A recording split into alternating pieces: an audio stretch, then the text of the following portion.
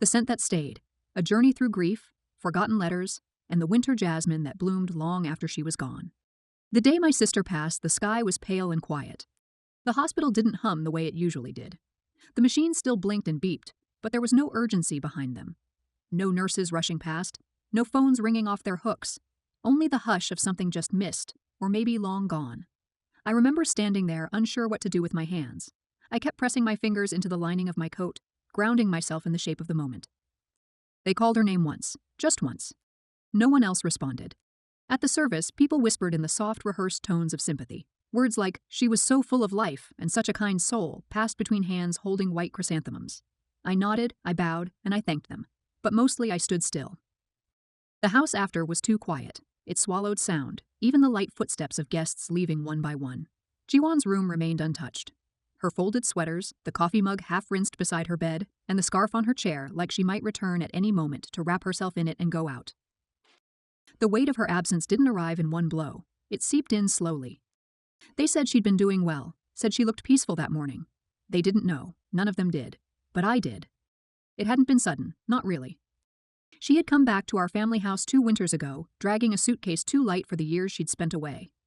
Her eyes were darker then, hollowed out by something she wouldn't name. She didn't cry.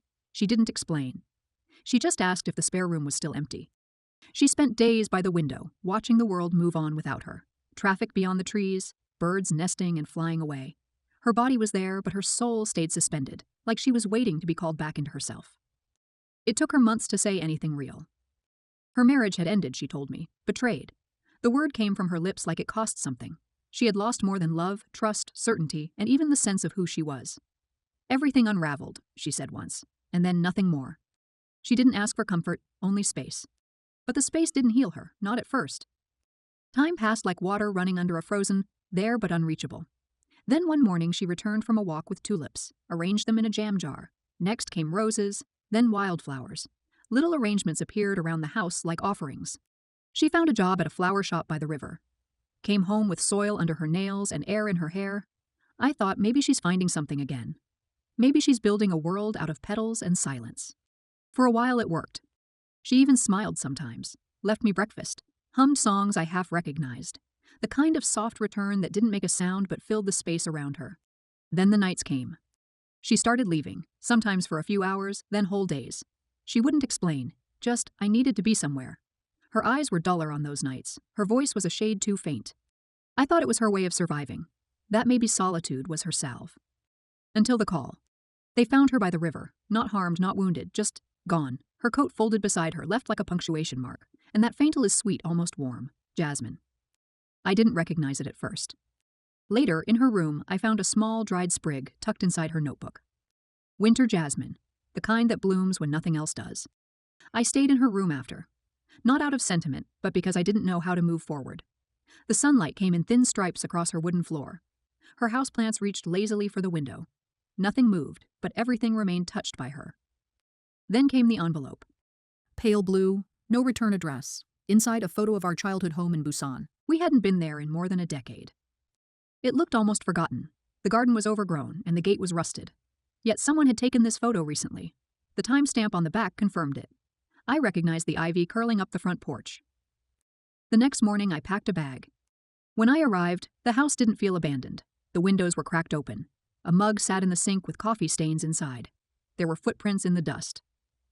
On the table was another envelope. Her handwriting, shaky. She wrote about our mother. About something she'd been searching for. Something she couldn't leave behind. She had come here many times over the past year, retracing a trail our mother left behind like breadcrumbs through memory. She had tried to explain it to me once, but said it was too tangled. She asked, "Do you remember the garden?" Of course I did. Behind the house, past a crooked stone path and an old fence, was the garden our mother loved. She spent hours there, even when her health had faded. And beyond the magnolia tree, half hidden and always locked, was a shed we weren't allowed to enter. I found the key in the cupboard, taped behind the sugar tin. Inside the shed were boxes. Dozens of them. Old notebooks labeled with years and months. Some were ordinary recipes, plant care, and daily reflections. But one was marked 1997, the year she died. Its tone shifted halfway through, from everyday details to something else. Mentions of someone watching the house, of phone calls answered in silence. She wrote about feeling like she was being followed. But the fear wasn't loud, it was subtle, quiet. And there was him, only ever referred to as he. A man who changed after reading the letters. A man who once knew her love and turned it into silence. There were no entries after June. I found the letters 3 days later beneath a loose board under the shed floor, a tin box tied with ribbon. They were from someone named Min Jae, decades old, filled with gentle, unfinished affection. Not scandalous, just true. The last one mentioned a plan to meet. By the river, under the jasmine tree. I sat with the letters for a long time, wondering how long Ji-won had known. If this was what she'd been in for, not closure but understanding. A shared ache passed between generations. She hadn't left because she gave up. She left searching. The river wasn't far from the old house. A narrow path led through tall grass and leafless trees, winding down until the water veiled itself, calm, glassy, and undisturbed. I hadn't walked that path since I was a child. Back then, the river was a place of summer shouting voices, skipping stones, and chasing dragonflies. Now it felt foreign, as though time had stretched it into something sacred. I followed the bend until I saw the tree. It stood alone at the water's edge, branches bare except for a scatter of white blossoms blooming unseasonably. Winter jasmine. I knew then I had found the place she and our mother had both returned to. The air smelled clean but heavy. A weight clung to everything, not of grief, but of memory layered over itself again and again. I sat there for a long time, just watching the water move. It didn't carry answers, only a quiet rhythm, as if something unseen kept time beneath the surface. I could almost imagine her there. Ji-won, sitting on the wooden bench a few steps from the jasmine tree, shoulders drawn inward like she always did when she thought no one was looking. I imagined her holding the last letter, tracing her fingers over the words that never reached their ending. Perhaps she came here searching for the same stillness I was now lost in. Later, I returned to the house and opened the notebooks again. I began reading more carefully, tracing not just our mother's words, but her rhythm. Her handwriting grew slanted toward the end, and her entries became less about the present and more about the past she feared would catch up. She mentioned a name only once. Min Jae. Not with longing, but with quiet apology. I realized something that night. This wasn't just about love, not romance, not betrayal in the usual sense. It was about choices. About a moment long ago when someone had to choose between two kinds ofs, one that stayed hidden and one that changed everything. I found a folded page tucked into the back of the notebook. It was a pressed flower, yellowed, nearly brittle, jasmine again, and beneath it a single sentence written in our mother's hand. If love must be buried, let it be where it first bloomed. That night I couldn't sleep. The house was too alive with echoes, creaking floors, shifting beams, the rustle of branches outside the window. But beneath it all there was something. A feeling not of haunting, but of watching, as if the past had pulled itself into the walls and was waiting for something more to be seen. I walked the halls like I did when I was younger, slowly, half hoping to see her there, Ji-won, reading under the staircase, laughing at something I'd said. I passed her room and paused at the door, not to enter, but to listen. No sound, just memory. By morning, I knew what I had to do. I took the letters, the photo, and the pressed jasmine and walked back to the river.